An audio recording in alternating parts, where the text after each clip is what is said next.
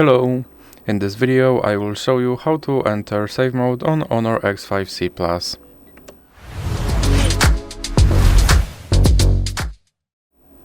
So you have to start by pressing power button and volume up button to open your power menu. And now select power off. And touch this power off button again to completely power off your device. And once your device is powered off, you have to press power button and volume up button at the same time and hold it for a few seconds.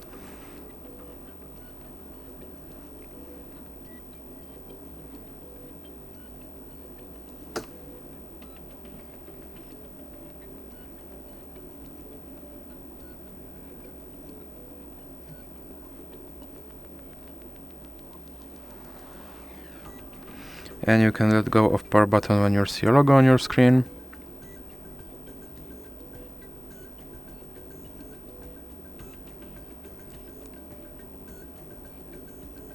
And as you can see, I'm now in recovery mode, and from here you have to select save mode.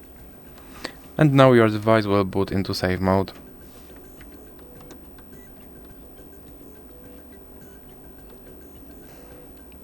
And as you can see, my device is now in save mode, and if you want to leave this mode, you have to simply restart your device.